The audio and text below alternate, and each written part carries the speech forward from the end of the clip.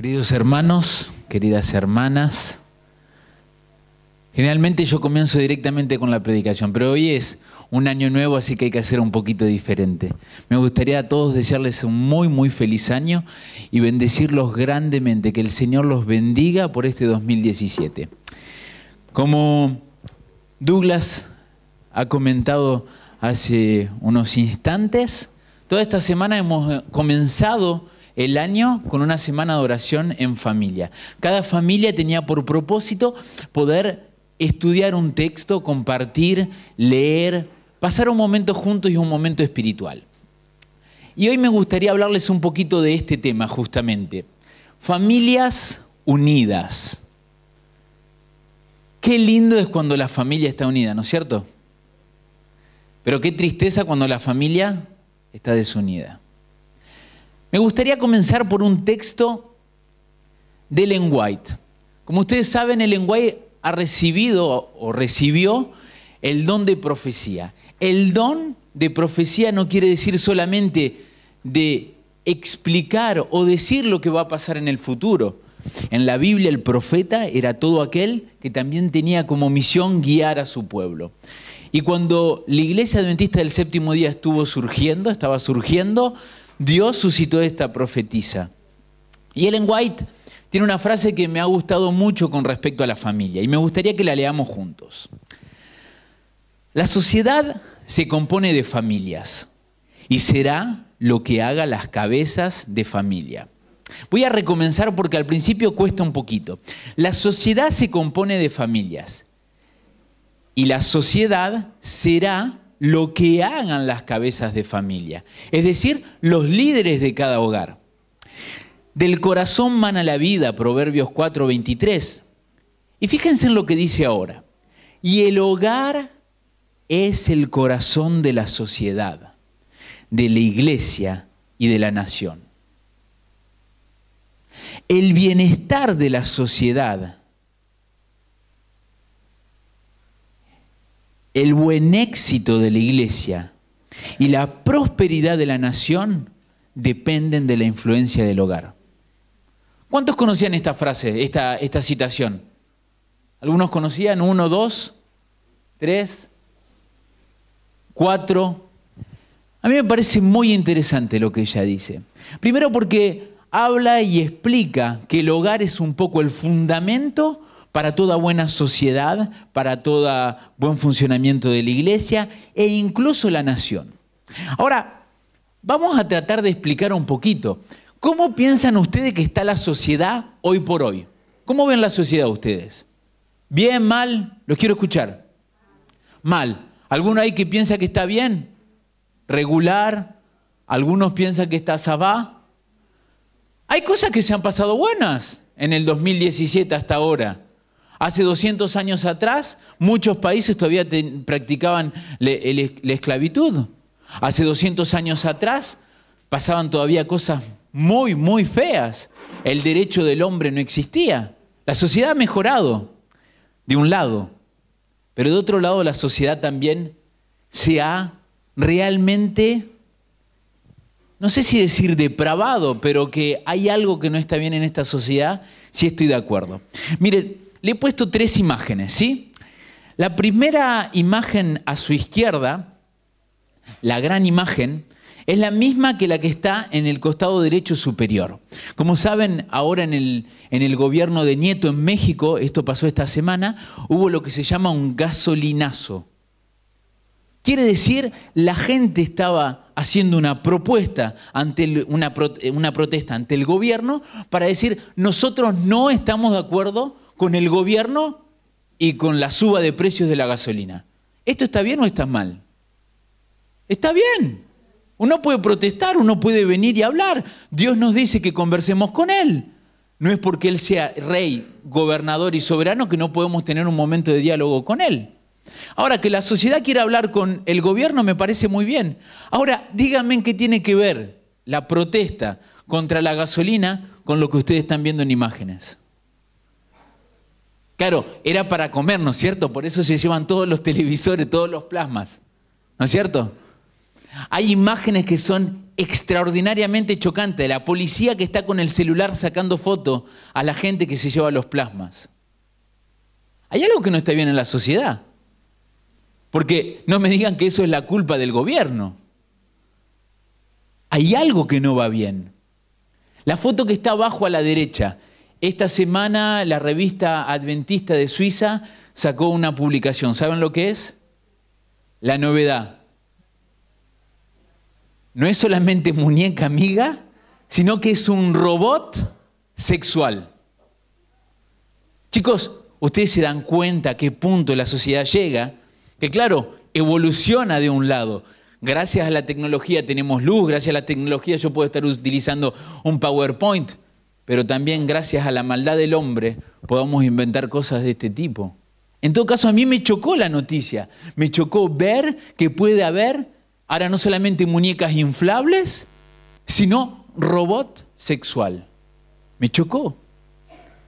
Esta semana mi hermana me muestra en Facebook un videíto que estaba mirando, que muestra la sociedad como está hoy día.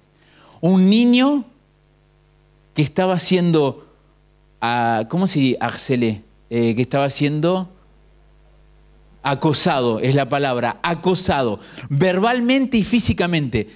Si tienen Facebook seguro que lo vieron porque se hizo muy popular. Es un chico grande como yo y el otro es un chiquitito flaquito que tiene la camiseta del Barcelona. Y el otro le está pegando, gritando, insultando. Todos los de alrededor se están riendo de él y el otro está filmando. Esta es la sociedad que nosotros tenemos hoy por hoy. La sociedad hoy por hoy no está bien. Hay algo que no va bien. Hay cosas buenas y no lo quiero negar, pero también hay muchas cosas que están mal. Permitan preguntarles, ¿cómo está la iglesia hoy en día?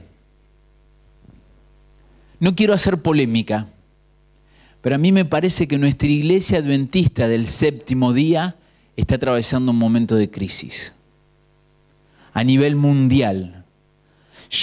Cuando se tomó la decisión en la conferencia general hace 2 años atrás, el voto por las mujeres, sí o no, sin decir cuál es mi opinión, si estoy de acuerdo o contra, lo que sí pienso, que ahí me di cuenta que hay una división que se está creando en la iglesia.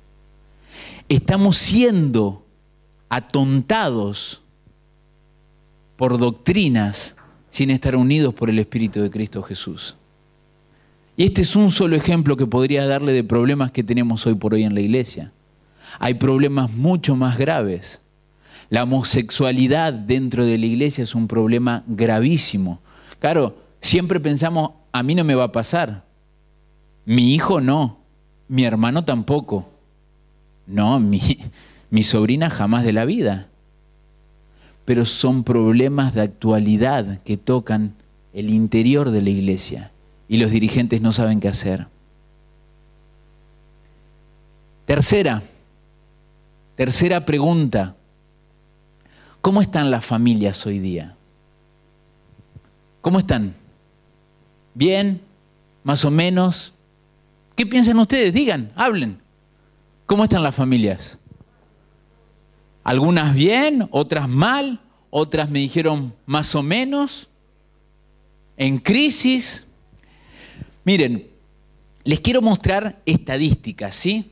Si yo solamente vengo aquí y les digo, ¡ay, las familias están mal! ¡Ay! Es la palabra solamente del pastor, ¿sí? Y el pastor no tiene una palabra santa. Ahora, yo he buscado un poquito las estadísticas de las familias desunidas y es una estadística hecha, que la pueden encontrar en internet, del gobierno suizo, ¿sí? Miren. Aquí les quiero mostrar solamente lo que pasa en Suiza, sin tener en cuenta todo lo que pasa en el resto del mundo. Me concentré solamente en Suiza, En 1980 hubo 10.910 divorcios. Más o menos decía que cada 3 matrimonios uno se divorciaba. Esto es en la sociedad, en todo el país de Suiza. Fíjense en lo que va a pasar 30 años más tarde. En 2010 se hizo la misma estadística y hubo 22.081 divorcios. Quiere decir que 1 de cada 2 matrimonios celebrados terminaba en divorcio. Chicos, ¿a usted no le parece alarmante la cifra? Es terrible. Quiere decir que si yo hice 2 matrimonios como pastor, una de las 2 parejas que yo bendije o que acompañé, ¿qué va a pasar con esa pareja? Se va a divorciar. Claro, en la iglesia quizás no es la misma estadística, pero sí que en la iglesia hay divorcios, chicos, ¿eh?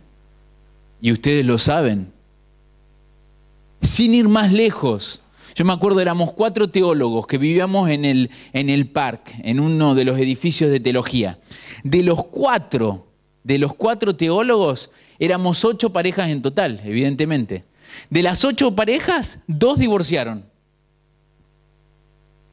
De las 4 parejas, los 4 veníamos de padres divorciados. Los 8, quise decir. Quiere decir que todos nuestros papás habían sido divorciados. ¿Se dan cuenta a qué punto hoy por hoy las familias podríamos decir que están desunidas? Fíjense en esto. En el 2010 hubo 43.257 matrimonios celebrados en Suiza.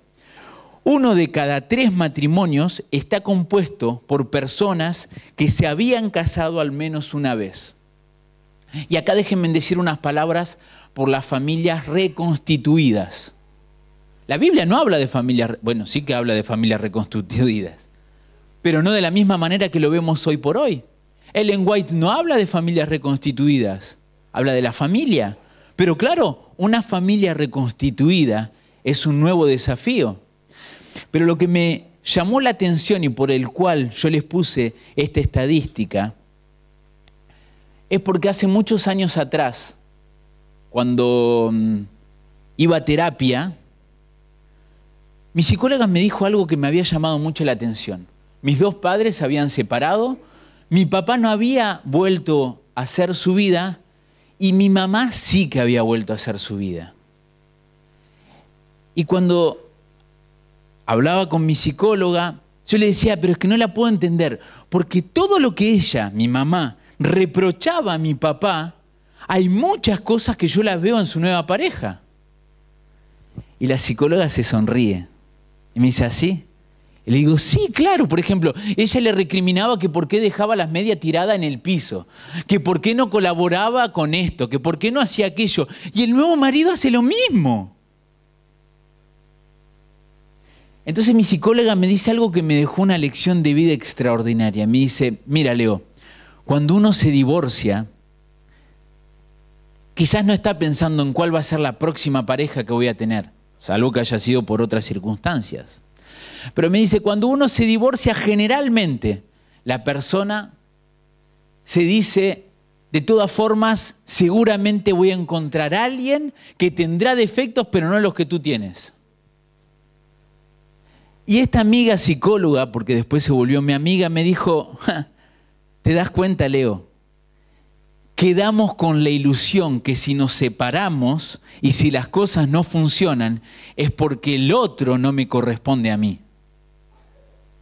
Y cuando voy a buscar uno nuevo, la nueva persona con la que estoy, me doy cuenta que tampoco me corresponde. Y entonces, lamentablemente, otras familias que van a hacer, van a volver a divorciar y van a estar en el 3º, 4º, 5º, hasta 6º divorcio conozco, no más. Con la esperanza. Pero claro, aquí solamente estoy hablando del matrimonio. Aparentemente duran 14 años. Cuando vi esta cifra me dio un poquito de miedo, porque dije, ay, mira, yo estoy como a 10 años de matrimonio, todavía me quedan como 4. Está complicada la cosa. Quedan 4, le dije, amor, todavía nos quedan 4. Si pasamos la barrera de los 15, ya estamos bien. Pero fíjense en lo que pasa con los niños. Cada año, 14.000 niños son afectados por el divorcio. Las consecuencias en el primer y en el segundo año son nefastas. Problemas en la escuela, problemas de relaciones, problemas con los estudios, problemas en todo sentido. Y no estoy hablando solamente de los niños, sino también estoy hablando de los adolescentes cuando los padres divorcian. 6 años después del divorcio, el 20% de los niños presenta traumatismos psicológicos relacionados con el divorcio. ¿Ustedes se dan cuenta cómo está la familia? Yo simplemente estoy haciendo un espejo de lo que yo he encontrado en internet, de lo que he visto. Hoy por hoy, las familias, en su gran mayoría, en el 50%, podría decir de manera exacta, están en crisis. Están atravesando problemas difíciles. Están en un momento en el cual se dicen, yo creo que ya no va a funcionar. Yo creo que esto no es para nosotros. Sí, pero ¿y los niños? Bueno, los niños no es mejor si nos divorciamos porque por lo menos no van a ver todas las peleas que tenemos entre nosotros. Y así la gente comienza a razonar. Argumentos para los niños. Vas a tener 2 casas, vas a tener 2 piezas, vas a tener más juguetes. ¿Cuántos niños de esto dirían, yo no quiero 2 casas, yo quiero ver a mis papás unidos? Evidentemente hasta ahora les he hablado de la desunión de la familia. Y me gustaría que podamos leer Efesios capítulo 6, versículos 12 y 13, para ver por qué las familias están así. Pablo dice, porque no tenemos lucha contra sangre y carne, sino contra principados, contra potestades, contra los gobernadores de las tinieblas de este siglo, contra huéspedes espirituales de maldad en las regiones celestes. Por tanto, tomad toda la armadura de Dios, para que podáis resistir en el día malo, y habiendo acabado todo, estar firmes. Yo espero que me dijeron amén por la última parte del versículo. Porque si me dijeron amén por el primer versículo, no estoy de acuerdo, ¿eh? ¿Es por la segunda parte que dijeron amén, sí o no? Porque si no están mal, chicos. La segunda parte. Miren, amigos, la película que vamos a pasar hoy a la tarde, a las 2 de la tarde, es una película que les recomiendo de todo mi corazón. Cuando Douglas me la propuso con el departamento de familia, yo dije automáticamente sí, hay que mirarla. Les introduzco un poquito lo que pasa.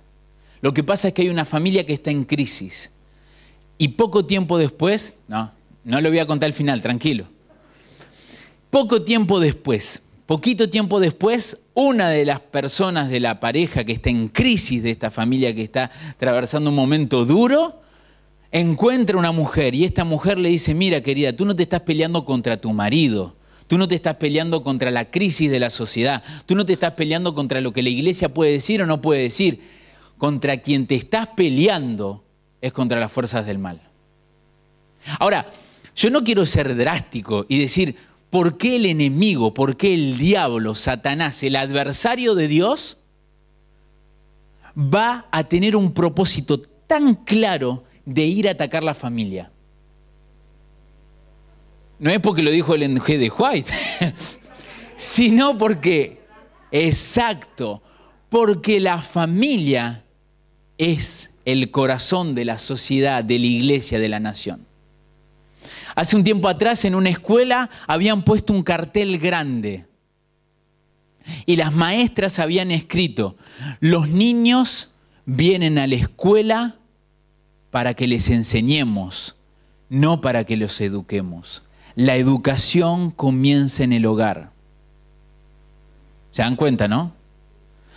Cuando el diablo, el enemigo, está atacando la familia, a los padres, cuando está dividiendo el matrimonio, cuando pone palos en las ruedas para que no podamos avanzar, lo que está haciendo es destruir al padre y a la madre, ¿no es cierto? Pero también al niño, porque el niño no está creciendo con bases sólidas, sino más bien está creciendo en un mundo que es realmente hostil, en un mundo en el cual se dice, lo que ustedes hablan del amor es una mentira, porque yo lo he visto, mis padres se decían que se aman y fíjate cómo se tratan. Y ahí es donde el niño empieza a tener problemas de comportamiento. El niño empieza a tratar de manera desesperada de llamar la atención. Decir, hey, yo sé que ustedes tienen problemas, pero yo también existo. Entonces, ¿qué va a hacer ese pobre niño? Se va a ir a su escuela y va a empezar a hacer inconscientemente un montón de travesuras, de desastre. Todo con el fin de decir, hey, yo existo, yo estoy aquí. Cuando el enemigo se viene y se mete entre medio de la familia, es ahí donde comienza el conflicto también en la sociedad, en la iglesia. Cuando yo no estoy bien con mi familia, me es difícil estar bien en la iglesia. Yo se los he contado muchas veces, ¿eh? Una de las tentaciones más grandes en mi vida, como el enemigo ataca a mi persona, es que cuando tengo que ir a predicar, el día anterior, cuando estoy preparando mi predicación, mi esposa quiere que charlemos de que si tengo que bajar de peso o no. Y yo digo, amor, vos no podés esperar hasta mañana que después que predique. No, siempre lo mismo, es para más tarde. Y yo les estoy contando mi vida íntima también, pero porque es la realidad. Y cuando yo me empiezo a enredar con Karen, nos empezamos a llamayé o a discutirse, claro, yo después me siento mal, porque cuando tengo que venir aquí delante de ustedes y predicar, ¿cómo se creen que me siento? Digo, ¿y yo de qué voy a hablar, Señor, si vos viste cómo le traté a la pobre Karencita? Te pido, Señor, te pido perdón, Señor. Claro, pero ahí es donde el Señor me dice, bueno, pero no me pida perdón solamente a mí, Leo. Anda a pedirle perdón a tu esposa. Anda a pedirle perdón a Naomi. A pesar de que sea un bebé, ella siente, entiende lo que está pasando en el hogar. Chicos, el enemigo está empecinado en destruir nuestras familias. Texto de Ellen White en el hogar cristiano. La primera obra que debe hacerse en un hogar cristiano es asegurarse de que el Espíritu de Cristo mora allí y de que cada miembro de la familia pueda tomar su cruz y seguir a Jesús donde quiera que Él le conduzca. Miren, chicos, el joven adolescente, ¿sí? Para todos los que están por ahí atrás. Yo fui adolescente hace algunos años atrás, no muchos. El joven adolescente, yo no sé por qué, pero todos hemos sido iguales. ¿Cómo mi papá y mi mamá pueden ser tan anticuados? ¿Cómo mi papá y mi mamá pueden ser tan viejos? ¿Cómo mi papá y mi mamá pueden ser tan nulos que no entiendan lo que yo estoy diciendo? Y de hecho viene el papá de otro amiguito y que dice exactamente lo que dijo mi mamá. El papá de mi amigo es extraordinario, qué genio. En Argentina decimos qué capo que sos, qué grande. Pero es ahí donde yo empiezo a comprender un poquito más por qué Pablo dice, hijos, ustedes tienen que honorar su padre y su madre. Y esto va también para los adultos, porque todos tenemos, o la gran mayoría todavía tenemos padres. Y no es porque nos volvimos adultos y que tenemos una familia que no tenemos que seguir honorando al padre y a nuestra madre, ¿no es cierto?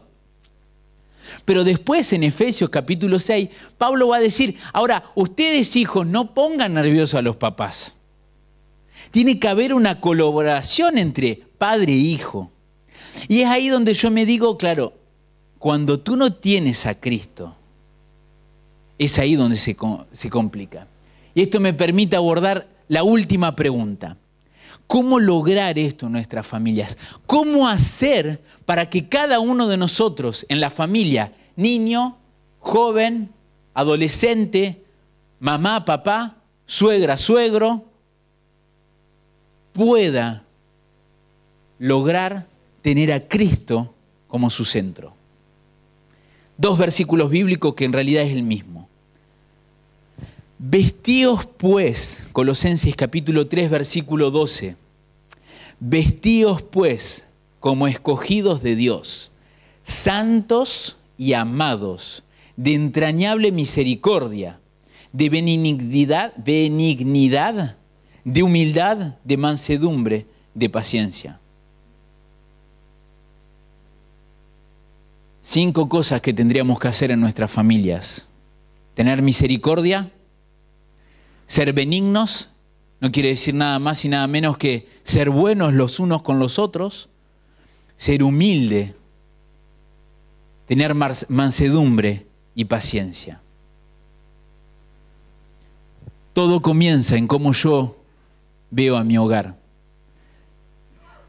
Si cuando mi esposa quiere venir a hablar conmigo, la primera cosa que hago es pensar en gritarle, hay algo que no está bien. Si no tengo más paciencia con mi hijo porque recién llego del trabajo y estoy agotado, hay algo que no está bien.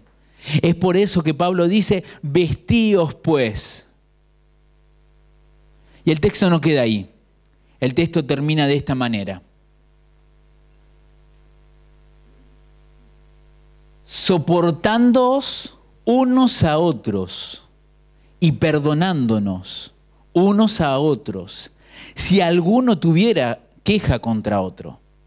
De la manera que Cristo os perdonó, así también hacedlo vosotros. Y sobre todas las cosas, vestíos de amor, que es el vínculo perfecto. Colosenses capítulo 3, versículo 13 y 14.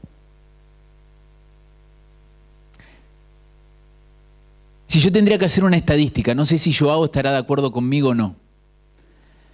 El trabajo de pastor, yo podría decir que el 30%, quizás 40%, depende los meses, me dedico a escuchar y a resolver conflictos entre hermanos, entre hermanas, entre familias.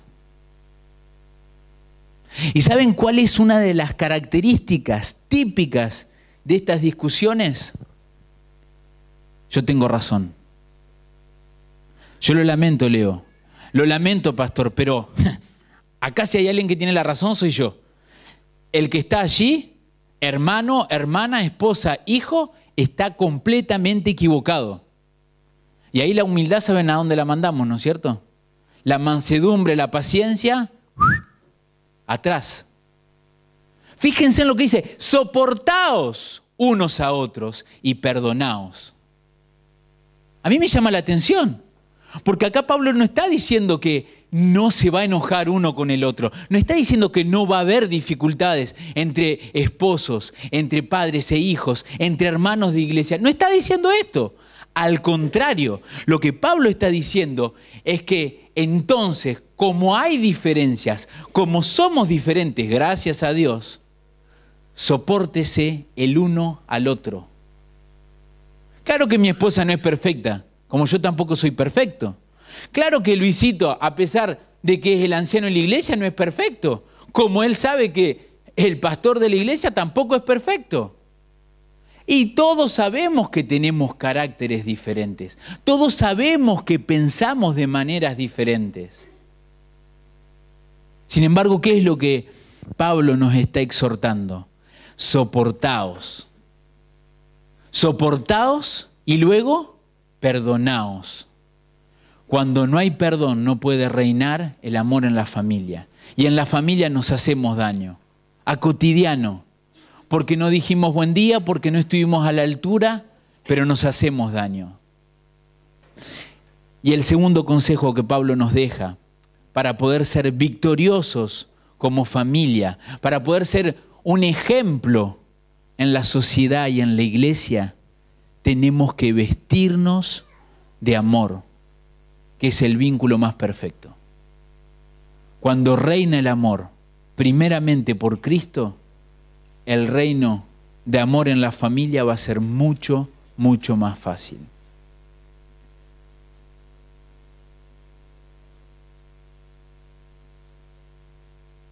Durante esta semana, quizás algunos lo han hecho, quizás otros no han podido hacerlo, pero con el departamento de familia los queremos motivar a que puedan poner a Cristo Jesús como centro de sus hogares. Tiene que ser Él quien reine en el corazón de cada uno de los miembros de esa familia. Yo les quiero contar una pequeña historia con respecto a mi vida personal. Yo crecí en una familia sin Cristo. Si bien mis papás eran cristianos cuando yo nací, poco tiempo después mi papá se alejó de Dios. Y se fue alejando progresivamente. No es que de un día para el otro dijo, bueno, voy a hacer todo lo contrario a lo que Dios me pide. No. sino que primero quizás dejó de leer la Biblia, luego dejó de orar, luego dejó de asistir a la iglesia, luego dejó de guardar sus principios fundamentales y luego comenzó a ver que la vida tampoco era lo que solamente la iglesia decía. Mi mamá, por otro lado, trató de hacer lo que pudo, pobre. Yo crecí en ese medio en el cual hubo guerras, dificultades. Y algún día alguien me dijo, mira Leo, yo lo lamento por ti, pero seguramente vas a repetir la historia de tus padres. Y yo dije, no. Y me dijo, mira Leo, psicológicamente tenemos tendencia, o te vas a casar una mujer como la tuya, o tú te vas a volver como tu papá, la historia se repite. Y yo dije, no. ¿Saben por qué dije no? Porque conocí a Cristo Jesús. Y yo estaba convencido que Cristo Jesús podía lograr en mi nueva familia algo diferente. Iba a hacer que la historia no se repita. Cuando la conocí a Karen, Karen venía de la misma situación que yo. Familia divorciada, con conflictos, con engaños, con lágrimas. Y antes de casarnos, se lo pueden preguntar si quieren, no estoy mintiendo, yo me daba cuenta que había cosas que todavía no estaban sanas en su corazón. Ella no había perdonado todavía a su papá. Yo le dije, mira amor, si tú quieres que nuestro matrimonio salga adelante, tú tienes que perdonar a tu papá. Porque tú estás haciendo conmigo algo que se llama en psicología un transfer. Vos creés que yo voy a hacer lo que tu papá hizo. Y yo no soy tu papá. Seguramente voy a cometer otros errores, pero yo no soy tu papá. Tienes que perdonar. Y tenés que soportar como Él es. Así como Cristo nos perdonó, tú tienes que perdonar a tu papá. Para Karen fue un desafío enorme, pero sin embargo, ella perdonó a su papá y volvió a crear una relación sana con su padre. ¿Saben cuál fue la consecuencia?